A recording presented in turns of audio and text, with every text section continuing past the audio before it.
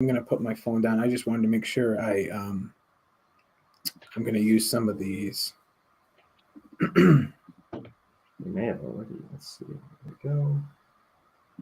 Add source, presentation. This. Present. There we go. We'll turn this on. All right, it's showing some people. If you guys can see and hear us already, let us know in the chat.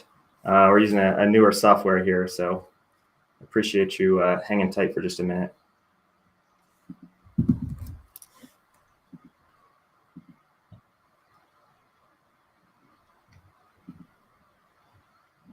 So it's 2:05 now, so we should be live. Let's see, 15 people. Awesome. All right, can see and hear us. Let me just set the link to this on LinkedIn. Let's see.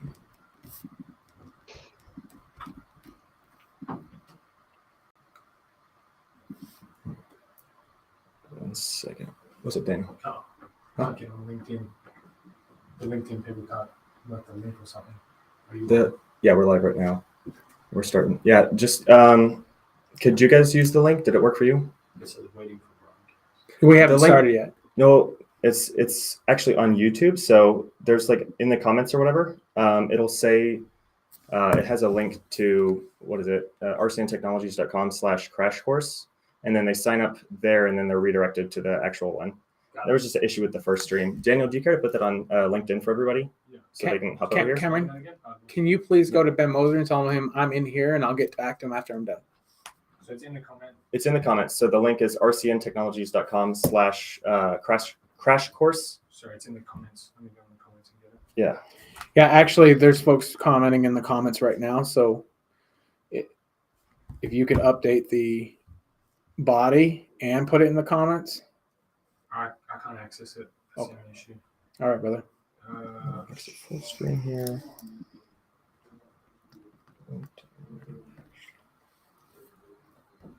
How is there already somebody spamming the comments? Really? Yeah, someone's like, this is the link, and it's not. Attend the web. Yeah, what? It's not that confusing. All you have to do is press attend the webinar, and then it goes to the login. Yeah. So tell them that. Attend the webinar link. Yeah, if you can do that and then post it, we'll get. No, I gotta register though. Well, you don't have to, because if you just copy the link where you register at. Oh, okay. Cool. Yeah, copy that one and then paste it. Awesome. Yeah, we'll get started here in just a second, guys. Sorry for the technical hold up here. Which one's the?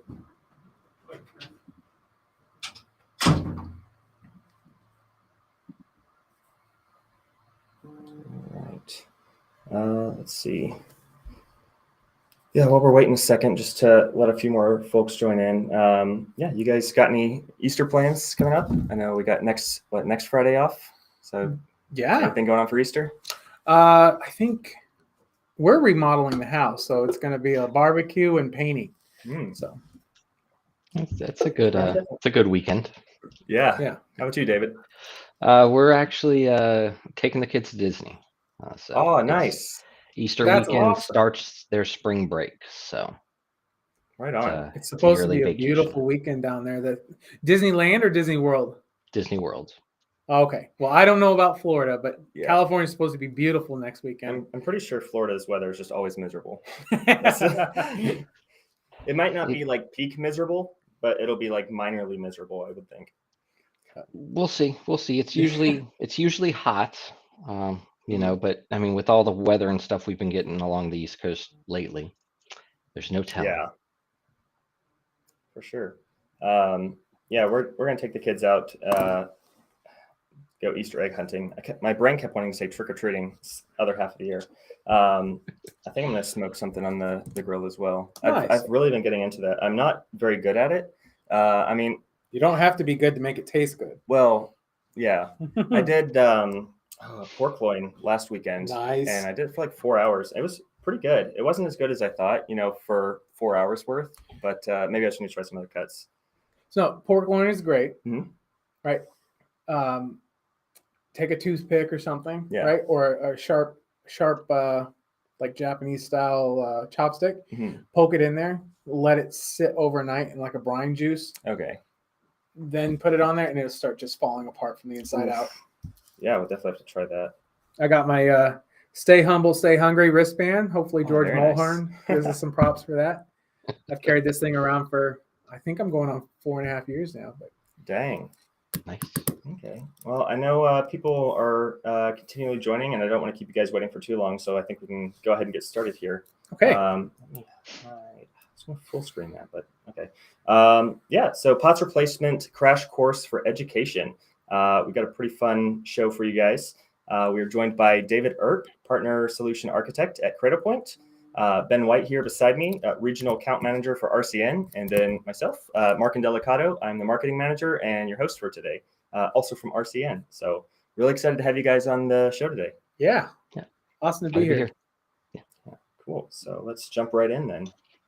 So here's our agenda. So we're going to do kind of a basic POTS overview, kind of what the situation with it is today. We'll talk about some of the challenges in replacing POTS lines. And then we'll talk about the solution that's pretty much going to make all your dreams come true, I think. And then we'll hit a Q&A section. Be sure to stay tuned because all attendees are going to be offered a free POTS evaluation. So it's valued at about $150 at the end of this webinar. And that number 3 on the agenda there is actually a brand new product that we've been working with Artec Solutions on. And you guys are going to be the very first people to see it. So it's actually going live at Channel Partners next week, but you'll see it here first. So definitely stick around for that. You said it makes your dreams come true. Yeah. I think it's going to make your nightmares go away. More No. importantly. Exactly. So we're good. Potato, I'll take it. Awesome. All right. So to get us started, we got a poll here. How many POTS lines do you currently manage? Or how many POTS lines do some of your customers currently manage? Just kind of curious, if it's 3 to 5 or 5 to 10 or what it is. Each industry is going to be different, so feel free to answer that in the chat or private chat if you prefer. We ripped out our copper and went to Cradlepoint years ago, so yeah, we're good. Yeah. I mean, what do you guys think is an average for most education? Yeah, facilities? so most sites that we're looking at in the Tola Mountain region, right? So Idaho over to Montana and drop down all the way to Louisiana, Texas. Mm-hmm. We're typically, the average school has about 2.5 to 3. Okay. There are some older schools, right? So your metros that have been around for a while, Mm-hmm. they're 5 to 6. Yeah. Right. And they're the ones that are going to get hit hardest, in my opinion. Okay. So because, they're on the rural edge, they're on the edge of what those providers are willing to do. So they're going to be the first ones that get hit by some of the things we'll talk about today. Yeah. What about you, David? Some of your customers that you're hearing from? So I don't do a ton in the education space, but I mean, I can see your 3 to 5 definitely for just knowing what's in those facilities and everything. But for a lot of the other, just replacement opportunities we're looking at, we're seeing upwards of, 8 to 10, depending on where you are. Right. Yeah. So, I mean, for your education, it's going to hit hardest because they don't have the other sources of income that some of these other like retail sites and stuff like that might have to be able to supplement or to help help them through the tough times as we're coming up to. So that's a great point. Yeah, and in the school we're talking an elevator, right? A fax line, some the fire panel, the emergency, what we call like the first alert panel, right? The dispatch panel. We're seeing it's mostly built around that public safety, public education interface. How do we make sure the dispatch, the sheriff, the local PD knows something is going wrong quickly, efficiently, and as automatically as possible? Yeah, that's kind of what we're seeing in that education space. It's very rarely around, point of sale terminals or something like that. But we see that in a lot of other places. Don't get me wrong, especially at the city, that city and county level, especially if there's a very large emphasis on a smart city initiative, where they've provided a lot of extra solutions for their citizens, if you will. But in the education environment, those 3 pieces, and then it's just a matter of how many of those they have per school. Yeah, so absolutely. Yeah, and how many buildings the campus might have as well, right? Yeah, so that's all going to factor in. Awesome. So let's move past this now. POTS overview.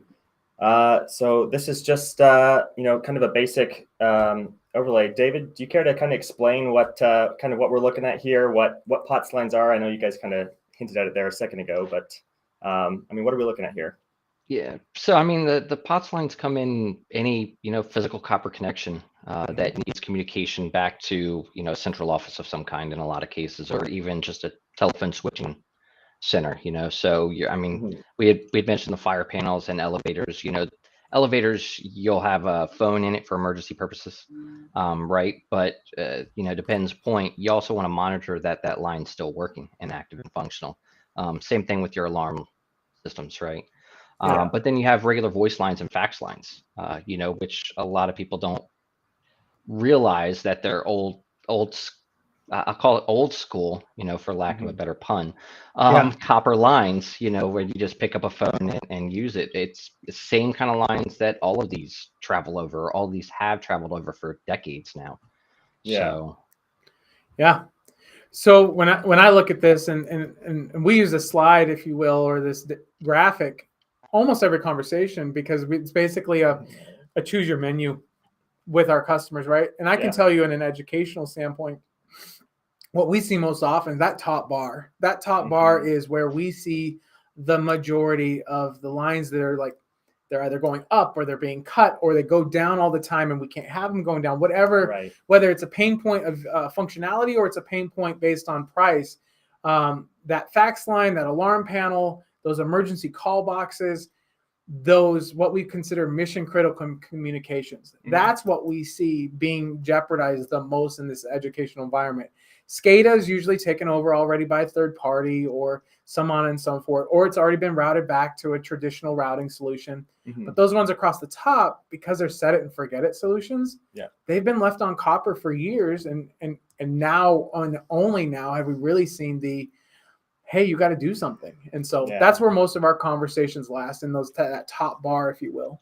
Absolutely, yeah. I know there's still the last number I saw was 36 million copper lines still, you know, and that might be a bit of an older article. So, it could be 34 million. It could be, or it could be a lot more than that. That's very true. And honestly, because when you look at how many rural schools, like where I grew up, Buell, Idaho, right? You look at rural schools, rural locations, rural city infrastructure. There's places down in the Tola region, that Louisiana, Texas region, where the copper was put in the ground in the 20s. Yeah. And a lot of people have really forgotten, oh, wow, that's a copper line? That's how we run this thing? And it's not until they go to the DMARC board and go to unplug something that they realize, oh, we've been paying for this for years and didn't even know. Yeah. And we have one that they didn't know that the line had been turned off. It'd been sitting there for 5 years, being paid on. Nobody knew. They had nothing plugged into it. Yeah. But the line was being paid for. And that's one of those monitoring pieces that we were talking about, is the actual mushroom cloud of what's coming. Who knows? Yeah, right? That's a great point, honestly. If you encounter that frequently, you can't really get a very accurate audit count for that. No, that's what I'm saying. That we have had to do site surveys to actually pinpoint down how many lines are actually there. Wow. So anyway, no, that's awesome. Let's look at this next one here. So we ran this last year. How much do our LinkedIn followers pay for their POTS lines? So $50 to $100 was obviously far and away the winner. I know we were talking before, and you said that's probably gone up a little bit, right? Yeah. So we're actually seeing, and this could be a regional thing. Again, my region is, if you will, from Canada to the Mexico Gulf border, right? Is generally, a lot of people, the mountain states, the flyover states, whatever you want to call it. So maybe our infrastructure costs are a little bit more because we get harder winters, harder windstorms, whatever. But my customers are seeing upwards of $80 to $120 a line. Wow. Per line, not per site. And 3 lines a piece, things get a little hairy when you start thinking about, okay, but I've got 57 schools we support, or whatever it may be. We're seeing a little bit higher than that on average, but also some of those folks have already seen that this is what it is today, Bill, right? It might have been that last year. They've already gotten their increases already, and that's why they're finally coming to us, because now the pain point with the pricing is to the point where maybe we need to do something about this. And that doesn't even take into account what happens when the landslide hits after August 2nd. Man. Yeah. because POTS isn't going away, Mhm. right? Everybody gets to still use it if they want, if you have a service provider willing to provide it. Yeah. But because of the structure of the way the FCC has done it, that pricing's been kept artificially low for years. Yeah. Now it's going to you're going to have to pay for what it's worth. And if you're in a more rural school or a more less urban environment, that Mhm. it's harder to keep that line active during storms or during incidences or whatever. Mhm. There's a premium that comes with that truck roll, especially absolutely. gas prices and labor costs and everything associated. Mhm. Their provider costs go up, so therefore your costs go up. Right. But- Yeah, absolutely. Anything to add there, David?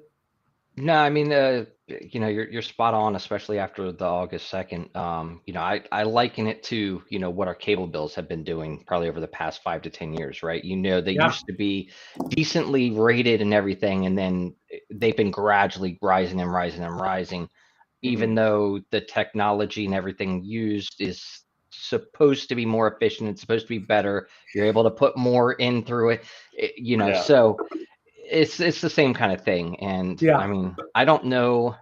I'm actually afraid to see what's going to happen August 2nd with those rates, because the carriers are they're just gonna take that and kind of run with it at that point, right? Oh yeah. Because I mean, being artificially low, they're going to need to support it to Ben's point.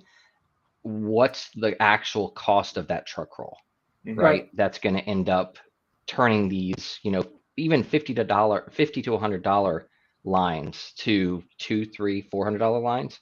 I mean, Yeah. think of T1s.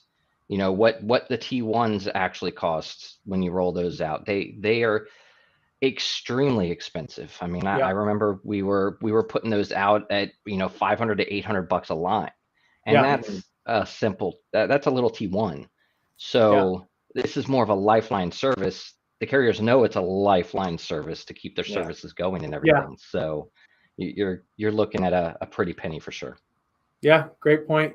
We had a wireline provider who also has a cellular arm to their company, Mhm. flat out pass it to their cellular team because Yeah. they were like, not only will we not be servicing this area anymore within the next year, if we were, we lose money. We lose more money every year supporting that one line because they have a one line in and one line out.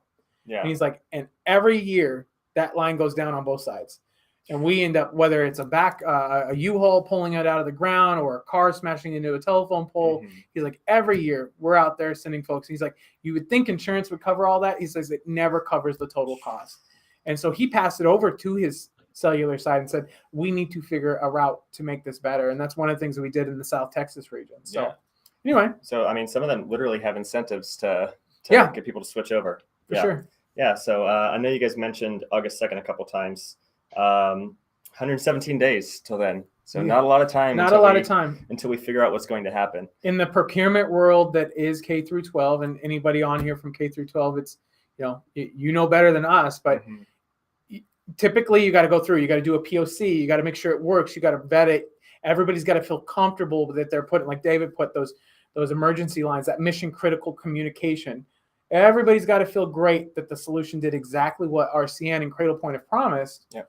That takes time, right? Mhm. And right now in today's supply chain, right now in today's market, it could be 30 to 40 days before we can even think about being on site to deploy this. And so I would say that 117 days, I would say if you're looking at this, you really need to be calling or talking to us here in the near future, next 30 days, Yeah. if you want a solution in place come August. Mhm. Not that we can't get it in there sooner. It's the process of getting through the POC, the procurement, making sure budget's there, all those things. We're seeing a 60 to 90 day turnover. Yeah. So we're talking 90 days. This leaves you maybe what?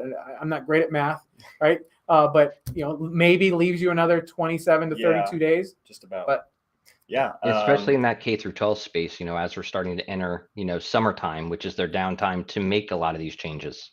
Yeah. Good Right? point. So it's Summer the break. best. It's the best time to start, talking about it and testing it at the very least. Yeah, we have a couple schools, and the numbers I'm giving are numbers that are legitimately what we're going through now. We have several schools we're working with Cradle Point right now, deploying the solution. Yeah. With of all the different carriers, right? And so it's and honestly, some of them we started talking to in November. Yeah. And we're just now getting to full product launch planning. So they are just now approving the funding so we can move forward with the purchase, so we can move forward with the deployment. So we're still talking another 30 days. And that's not a product of us. That's antennas, and that's people going on site, and hotel fees, and plane flights getting delayed, and all those things that come into part that we're seeing right now, real world indicators of like, what's it take to get a job done every day? And we're seeing that, not because we don't want to. We'd love to show up tomorrow and install this, but that's not the way the world's working right now. So if you're interested in this, definitely reach out in the next little bit. Yeah, absolutely. Let's see. Let's take a look at some of the challenges in replacing POTS lines. Yeah. I know we lightly talked about this at the beginning, but I've seen there's a lot of challenges. But so let's talk infrastructure. What are some of the challenges in infrastructure that we're looking at here? Yeah, so I'll talk about what we've seen on site, and maybe David, if you could talk about some of the cellular health and some of the pieces, the triaging that Cradlepoint allows us to do remotely, that allows us to ensure that things are working appropriately. I'll kind of hit how we stage it, and if you could take that after there. Sure. But if we look at this model right here, right, this blueprint, if that's what we want to call it, what we're looking at is two things. We need to know where your DMARC board is. And unfortunately, not all DMARCs are created equal. Again, talking about some of our older schools, some of our older government institutions or facilities alone, going back, if they're from the 30s or 40s, we are literally seeing like a Indiana Jones layer on top of layer of solutions that the wires were cut, and we just slapped another PBX, or we just slapped another control box, and we have to dig through all of that. So that's the first challenge we see is what's your DMARC environment look like? Some are extremely clean. We work with this guy, Dan. He is one of my favorite customers. And in all honesty, his DMARCs are the cleanest I've ever seen. And we've gotten to the point with him where we're doing over-the-air installs because, honestly, he understands our product. He's extremely intelligent, and it's literally plug and play. It's drill this here, put that there, and let's get off to the races. So I guess it's a sliding scale is what I'm trying to say. We have the Dans of the world, and we have other folks that will remain nameless that we have to go in there like Indiana Jones, and it takes us 2-3 hours of sifting through, fading out lines, making sure the copper there is actually still usable. Yeah. Right. That's one of the things, and we'll talk about some of our processes later, but like going through that environment, that's the challenge. Yeah. Is your infrastructure today able to handle what we're about to bring and marry to it? And the great thing is we built a solution that does that very well, but it's still one of the challenges. Right. Dave, anything to add there? Am I missing on the integration side of it? Well, that's if you know where your DMARC is. There's a lot of people out there that don't even know. So you're spending hours already locating that point of to where you can even begin that. So I mean that's hours on top of that, right? But no, I mean to your point, some of these buildings that were built, early 1900s and earlier than that, right? That might have some of this stuff around. When you're talking cellular, you're going to have to find the right carriers that are going to match. Yep. Right. So for the solutions when you're bringing in cellular to replace those pots, you got to find the right carriers. You got to find the right places to put these to get that signal in. But you kind of have to hope that it's right there where your DMARC is. Sometimes you have to do a little extension, not a big deal, right? But I mean, fundamentally, it's the physical part is definitely by far the hardest. Yep. Yeah. So one of the things that we do, right, in the infrastructure challenge, right? So where's your DMARC board? And that's David hit it nail on the head, right? We had our newest employee on the operations side, who's actually going to help lead that side of it for us. He literally walked around with the customer on camera, doing a live share with us on like Teams or Messenger or something. And we walked through, I can't tell you how many rooms. This was a brand new building built within the last 2 years. Wow. And he walked around for a good 45 minutes before we could find the DMARC station. This is a brand new building. Yeah. And we still took 45 minutes to find it. And we were going up and down stairs, you name it. It was, so imagine what an older facility where not everybody knows what's going on. So yeah, there's that. Another challenge to tip on what David mentioned, the cellular thing. We need to decide, is an external antenna from one of the OEMs out there that builds antenna solutions for Cradlepoint, is it easily accessible? Can we run one to the roof? Can we run a panel patch? Or Do we just need to punch through the first floor and get it on an open space near a window? We don't need a lot of throughput to make the solution work, right? Analog lines themselves don't offer a ton of throughput. So it's not like we need a lot to stay functional, but there is a process that goes into place with that site survey, with that customer engagement that says, where do all these pieces have to fit? And unfortunately, there is no easy button. Yeah. There isn't anybody that tells you it's the same every site. Don't worry about it. They're lying to you, and they're just trying to take your money and run. Yeah. They're not delivering a solution that's going to be there for the long haul. And that's the only way I can describe it. Yeah. It's a sham wow experience. They talk you into spending a bunch of money, and then they turn around and they don't deliver on that solution. Yeah. So, and that's something that us partner with Cradlepoint and those peripheral antenna vendors that we think we've really got that mastered. Yeah. So awesome. Anything else to add here, David, before I move to the next slide? Nope, not on this one. All right. So in addition to individual infrastructure, sometimes you have multiple buildings, right? So this is University of Central Florida. Based on their website, I got a count of around 1,400 buildings as part of the university. I mean, what does replacing POTS lines in something that massive look like? It's like a small, honestly, I've got cities that we're working with Cradlepoint, and the cities have fewer than some of these universities. Wow. A lot of universities in the U.S. have been, especially your we won't name names here, but those tried and true, been here forever universities, they've got buildings everywhere. They've got sub-campuses. The infrastructure is a little bit mind-boggling because they have more than some of the cities that they're part in, right? Wow. So we have one that there's a school within 30 minutes of a city that we're doing. The city has like 95 lines. The school has 1,500. Right. And B, for whatever reason that may be, right? But it's all elevators. It's all alarm panels. It's the same top deck things that we're talking about. So the problem we get when we go into these situations is the best case scenario, everything comes to one or multiple DMARC boards that are centrally located. So you may have an external building, but the copper line that's underneath going through conduit or whatever, it comes back to a centrally located DMARC. That's the best case scenario for everyone. Right. It's the cleanest, it's the easiest. But what's great about the way we handle this is we go out, we geotag everything, we mark everything, we make sure again, look at the lines, what's usable, what's not. Do we need to do a one-to-one kit at the single site, or we can do a one-to-many kit at that in-point transmission DMARC or that centrally located DMARC we were talking about. That is something that, unfortunately, I've only had one customer that had all these teed out to it. Like, here's where they're at. Here's where it's located. Everybody else was like, yeah, we're going to need you out here for a week. And that goes to that process we were talking about. I don't know what to send you until you tell me, until we get a hands on this and figure out what's actually in that environment. Right. David, that goes back to that. Well, that goes back to that 117 days. It might seem like a lot, a little over 3 months, 3.5 months. But if you're looking at a site kind of like UNCF here, is that really enough time to even map out where all this is and make sure the right solution's put in, right? Yeah. So, and I'll stop there, right? At the end of the day, I'm a sales guy, and great, 1,700 lines, 1,700 kits. That's not right. We want to deliver the right solution every time, right? Yeah. We want you to, we want to deliver on our promise of expect more here at RCN, and Cradlepoint is very similar in what they try to drive forwards. This is the right solution, and it's built for a specific purpose. Right. We're not just going to throw 1,700 units at you and be like, okay, go have fun. Yeah.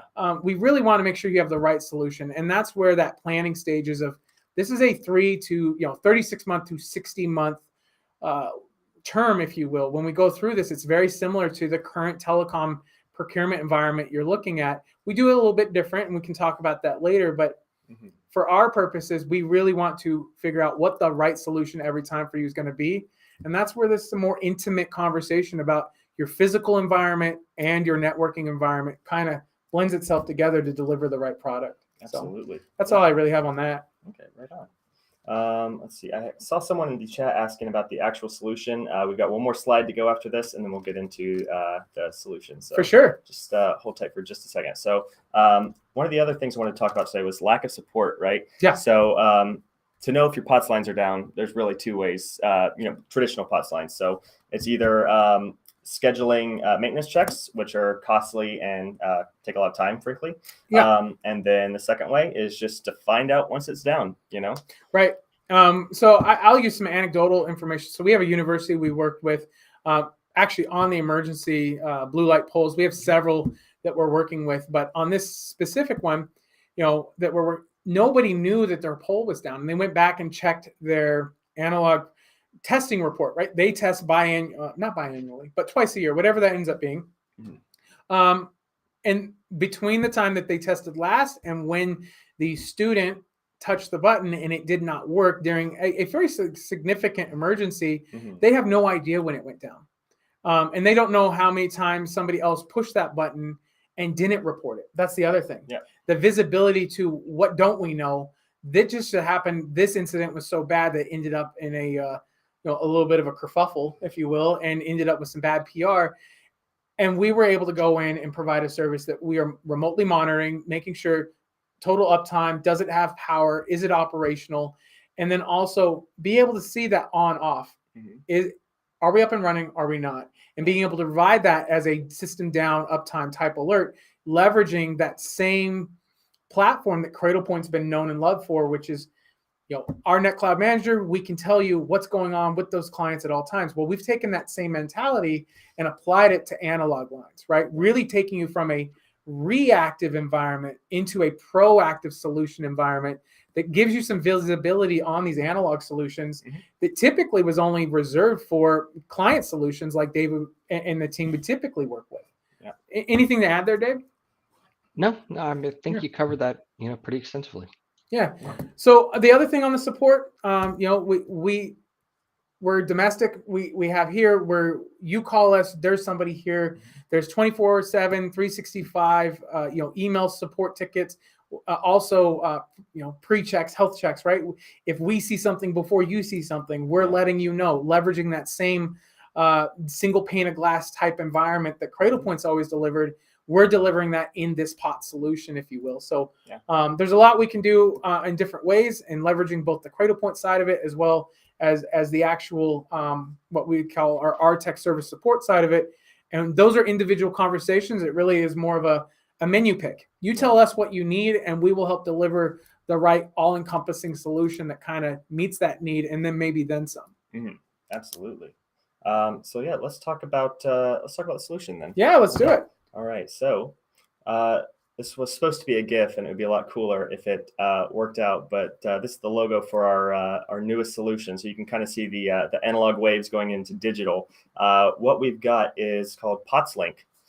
So this is kind of an evolution to the POTS over LTE solution that we had before, but we just tried to simplify everything, make it into one really powerful package.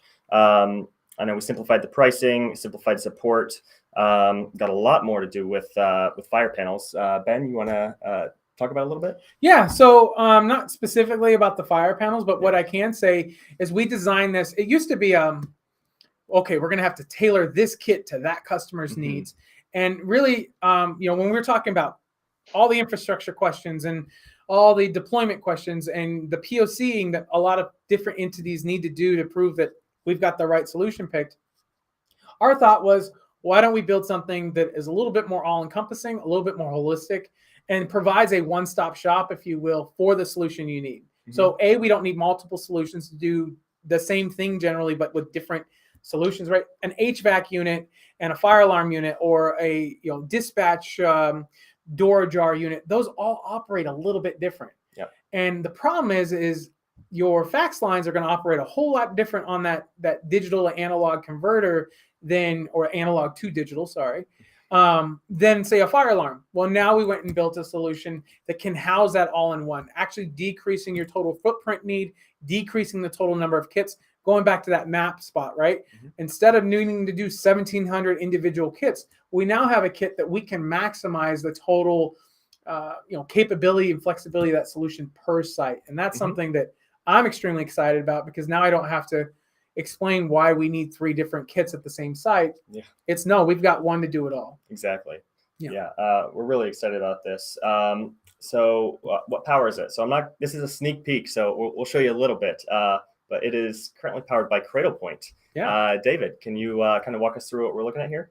Yeah, so yeah, I mean the POTS link is fantastic solution, full with your digital to analog to digital conversion, and then I messed you up, David. My bad. no, you're good. You're good. No, and as you said, powered by Cradlepoint. So it's most of them. The kit's powered by the IBR 600 series device. It's more than capable to handle the throughput for the analog lines that you're replacing for the digital here. And to Ben's point, this is kind of our claim to fame, having the zero touch deployment capabilities, being able to monitor that the lines are up and down, so your connectivity is there and present and available, being able to alert you if it happens to go down, so that I've got a problem with this box, or in your case with this POTS link site, my lines are most likely down because my connectivity is not there. Being able to do security policy updates. We have a full life cycle management on the box. So when the device is in the kit, it's fully backed by our warranty, by our service, by our support. Lifetime updates as long as the device remains in service.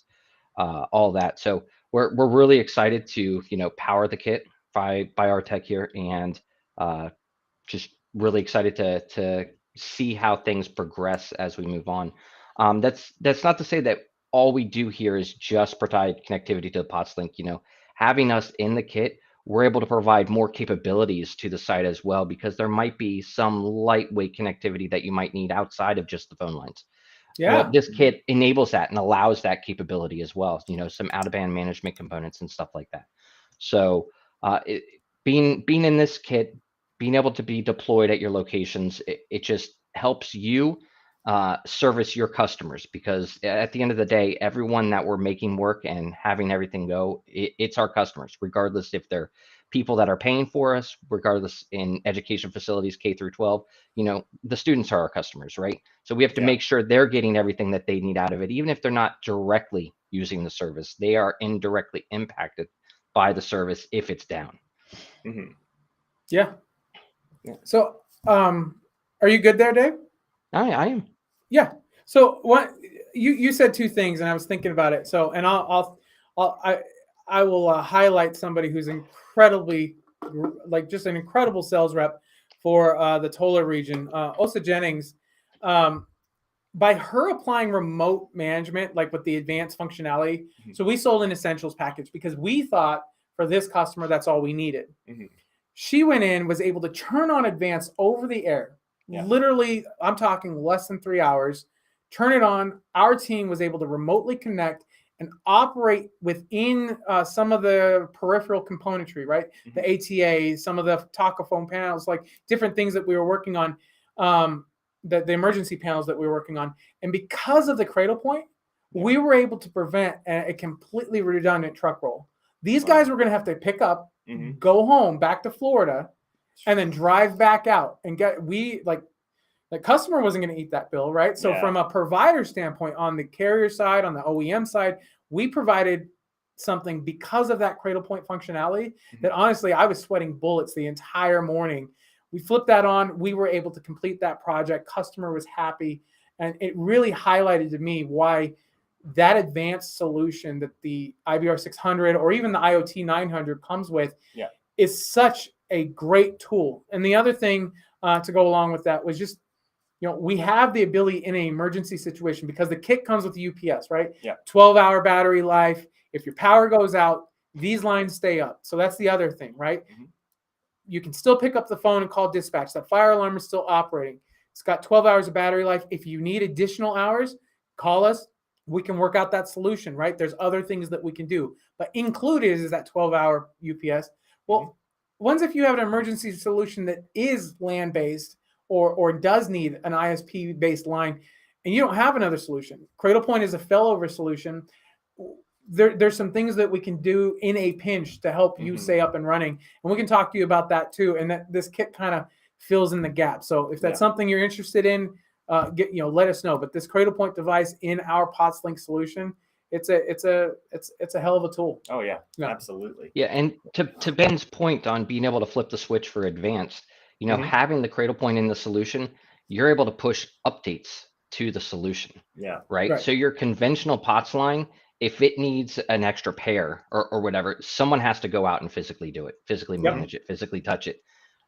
And that's about all you can do as far as advancements on a POTS line. Whereas with these new systems like the POTS link, we can push software updates to add features, to add capabilities Mhm. and the like. So just having this all bundled together, it's a strength all around. Yeah, absolutely. Yeah, definitely.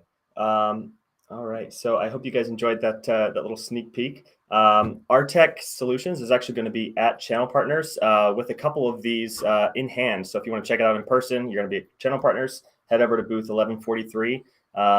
David, I know you're going to be in and out of there, so go say hey to David.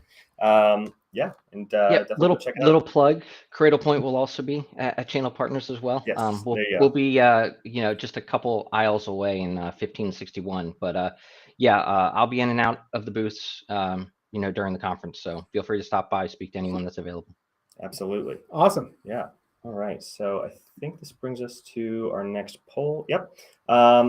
Just curious how many conversations you guys are having around POTS replacement. I know we've asked this before and kind of got varied answers. So I just like to ask this every now and again, see where we're at, in the game. Yeah. I mean, how frequent is it for you? I mean, it's just about every day, isn't it? Yeah, so I would say legitimately, and I'll show you my calendar off air if you need to, but legitimately 3 to 4 POTS conversations every day planned, Mhm. right? So these are planned meetings where people are either bringing up or making a part of some mobility platform they're doing in buses or something like that. Now they're not all K through 12, but I've had at least 1 to 2 K through 12 POTS conversations every day for the last 4 weeks. Specifically because of our partnership with Cradle Point and the people they already know, mixed with the relationships we have with our carrier partners, right? So taking that true 3-prong attack, that holistic approach of, we know you probably supply them wireline services, and you're probably getting these questions, or trying to win activations in a market that typically cellular hasn't been a part of. Right. So we have a lot of cellular sellers, if you will, or MSAs, or different cellular engineers that are like, this is a solution we haven't been asked for before, but we are getting flooded with questions. Do you have something? So we have those, and then we have just Cradle Point, the sales engine that it is, working with their customers they've had for years, saying, here's a solution that you might want to think about. So that blended, 1 to 2 conversations with K through 12 over the last 4 weeks. Before that was a little lighter, maybe 1 or 2 a month. I mean, not a month, a week. But I think it's only going to get busier as time goes on, especially before we, like David mentioned, before we get to summer break. People want these things already in motion, for lack of a better way of putting it. And when you see the pricing, this is the one thing, I don't know if we talk about pricing today, but when you see the pricing and the total savings, both infrastructure costs, which I think we're still going to talk about, but also just the cost per month or the cost as a capital expenditure, greatly decrease your total budgetary footprint. I have yet to find somebody who we aren't saving them in one way or another. And I mean drastically. So definitely reach out to your individual sales rep, your individual carrier who can get back to us. And I know we'll have some contact information. Give us a call. I would be surprised if we don't have a solution that it might not be better than what you're paying today, but ask your ISP, ask your phone provider, what are your plans with my account in 4 months? What are your plans with my account next year? Will there even be copper available for my account next year? And those are the ones that the light bulb goes off and they're, wow, I didn't know that. I didn't know that was coming.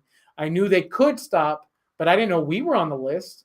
And I also didn't know our prices were going up 150%. Right. So that's where between providing a more all-encompassing solution, visibility, redundancy, all those things that we always talk about with Cradle Point and RCN, but also just a cost point by itself. So something to think about. Absolutely.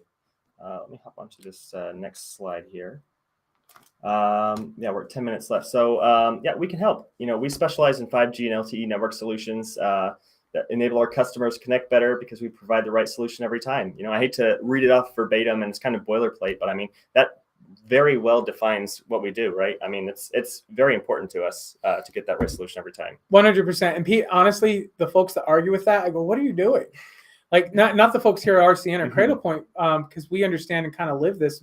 The mantras are very similar from Cradlepoint to RCN, but the folks on the outside in the telecom world, they're all they care about. They're like, well, why can't I get $300 off this line? And it's crazy to me. It's not the right solution. It doesn't help the customer. Yeah. And we're trying to change that story. Exactly. Yeah. Let's see. Jump to the next one here. Here's this the contact information. I'll leave this up for just a second, but the next slide is actually going to have a URL that you can go to, and you can download all the slides from today. So definitely take advantage of that. But if you are interested, want to get in touch, check out who your rep is, and definitely reach out. I'll be excited to hear from you. Let's see. I think we're all listed on LinkedIn too. Yeah. So if you saw a name, post it on LinkedIn. I'm sure we'll accept the connection, and we're happy to sync up however. Yeah. Yeah. Yeah. So this is that URL. It's just rcntechnologies.com/POTS crash course. You can schedule that free POTS evaluation like we had talked about. Find out, if we're going to be saving you money, which is almost, I can't say almost always, but it's very close to almost always the case. Yep. And you can also download the slides from today as well. Yep. Let's see. Oh, I think we lost video there. So let's get us started here on Q&A while I pull that back up. Ben, do you care to, let's see, first one, will POTS Link work with fire panels? Yeah, so will POTS Link work with fire panels? The answer is yes. Again, there's some we're going to hold hands and make sure everything is working as planned. But what I would say is, yes, we built this solution to ensure that it would work with all your POTS or analog solutions, including fire panels. So I would say that. I think the next question is, how do you deal with signal strength issues for LTE? Kind of hinted on this a little bit ago. So part of our, I know people throw around words like detailed and all-in approach, but it really is true. We are going to either work with you and or send one of our certified installers out to do a specific site survey, a walkthrough, a write-up, right? So you're getting this information back. We're going to tell you what that environment looks like. Even if you don't go with us, that is something you've paid for, and that's something you're going to retrieve or receive, I should say, and have at your fingertips moving forward. But the plan is we're going to go in there and pick the right solution. If that means external antenna, great. If that means a more robust cradle point, like an IoT 900 that has some aggregation capabilities better than what the 600 can provide, then we're going to go to that. There's a lot we can do there. Absolutely. Yeah. Anything to add to that, David? No, I mean, the biggest thing is just, it's the thing that we keep saying throughout the entire webinar here, right? Is we don't just position anything, we position the right solution. Yep. Right. So it's going to be the right solution for your needs, not the needs of the guy down the street. Your needs today, it'll be the right solution, right? And then the guy down the street will have a right solution for him, so on and so forth, all down the line. So very tactful, very adaptive, I should say, for the whole solution is. Yeah, absolutely. And I think I know we've harped on it a couple of times, so it really goes back to that, what was it, 117 days? Yeah. To get the right solution, we need to have the time to go and check everything out, find if there's any deadlines, it's pretty important. Yeah. And the good news is we have the team built to be able to handle what's coming. So I would say don't let the calendar scare you, but RCN and Cradlepoint has the team put together to ensure that we can deploy on time. Just reach out, but don't wait too late. Yeah. Awesome. We had a question about signal strength, and I know we were talking about this before. Yeah. This isn't an NCM demo by any means, but I'll let David, can you kind of talk about the cellular health and throughput speed test pieces that you guys really bring to the table to allow us to make sure we're checking that environment, making sure that health is up and running? Yeah. So you had mentioned the NetCloud Manager, Ben, earlier in the conversation, and NetCloud Managers are really it's our central pane of glass for everything that we deploy Cradlepoint wise, right? So any of the device models that we have in our portfolio, especially the ones that go on the POTS link here, you're able to not only configure the devices remotely from anywhere in the world, but you're able to see how those devices are operating, make sure they have the right signal where they are in the locations, check your speeds, as Ben said, we can run speed tests from within NetCloud Manager. We have cellular intelligence that's built in, so you're able to see, if the device fails over, when the device fails back, what kind of potential savings you have because you have the solution in place, right? You're able to check a variety of signal metrics to make sure that where the device is placed or where the antenna that's connected to the device is placed is the right location for that. And as you move around, you can double check those signal metrics, double check those speeds to make sure you're getting what you need to out of the devices. But it all comes down to being able to manage and configure the devices as well. Getting those alerts when the device is down, when a plug is unplugged, when something happens, to being able to make configuration changes on the fly. Yeah. Yep. Absolutely. Awesome. I think you've got time for this one last question that I'd written down. How about existing equipment? Yeah, no, that's a question I had too. Actually, this morning, a lot of people are worried. They're like, well, the copper is going away, but that doesn't mean your infrastructure needs to be ripped out, right? If your infrastructure, and again, this goes with us going in there, making sure everything works. But for the most part, we've built the POTS-Link system to be plug and play. Yep. We're using your existing solutions or your existing infrastructure there, and we're just disconnecting it from the DMARC going out and then rerouting that over that cellular bridge, depending on which carrier solution you want to move with. The whole point is to be as plug and play as possible. And I know that can be overused in technology, but legitimately, we're taking that RJ11 or whatever copper solution you have there. We're putting it into the ports at the bottom of the POTS-Link, and then we're handling the rest of the pass off from there. Yeah. So as long as your infrastructure is not absolutely destroyed and can't handle an RJ11 pass off or better, there's really nothing stopping us from using what you have on site and just creating that new tunnel or that new carrier bridge, if you will, coming off of that terrestrial system and going on to that more digital over cellular solution. Yeah, absolutely. Awesome. Well, we are coming up on time here. So I guess, actually, David, did you have anything you wanted to add to that? I apologize. No, I mean, the plug and play, it's what's paramount here, right? So if you have lines that are in use today and are active and working, they're going to work with this solution, right? But this is also going to be the time when you find out you have lines that aren't working, because that's inevitably going to be what's happened, right? You might not be aware of it to the point of the blue light conversation earlier. You might not even know that the lines are inactive or non-functional or damaged or whatever until you get out there with this site survey to check all of this. Yeah, absolutely. Spot on. Yep. Awesome. Perfect. Well, I'm going to, let's see, throw this, sorry, we've got one more poll. How did we do today? Feel free to let us know in the comments. Normally a poll would pop up, but like I said, this is a newer software. So if you enjoyed it, give us a 5. If it didn't do anything for you, give us a 1, or however you feel in between. But this just lets us know, whether to keep going in this direction or to switch and do something different. So, and if for some reason you choose 1, give me a call. Let's figure it out. Maybe I missed the ball somewhere, but I think we could probably ensure that the solution matches your specific needs. Absolutely. The right solution. Yes. Awesome. Definitely. Let's see. I'll throw this, that URL back on there one more time for you. If you guys wanted the sales map or any of the slides, or just wanted to get in touch to schedule a POTS checkup, we're happy to help. So with that, go ahead. Were you gonna say something? No, I just said yeah. I was agreeing with you. This stuff excites the hell out of me, so I'm good. Like, this is great. So no, absolutely. I think we have a wonderful solution. We have a great partner. We have multiple partners on the phone who kind of help us deploy this with us and act as the carrier fuel in our gas tank to make this engine run. But again, going back to that 3-prong attack, give us a call. Let's work together. Let's build this out and put the right solution together. Absolutely. Thanks for having me. I appreciate it. Oh, absolutely. Yeah. And thanks, David, as well, for being on. We definitely appreciate you. Absolutely. Thanks a lot, Ben and Mark. No, definitely. And thank you to everybody that's watching. We appreciate your time today. And let us know if I'm seeing lots of 5s on here. So happy with that. So let us know if we can help you out. Awesome. Right. Well, everybody have a great rest of your day.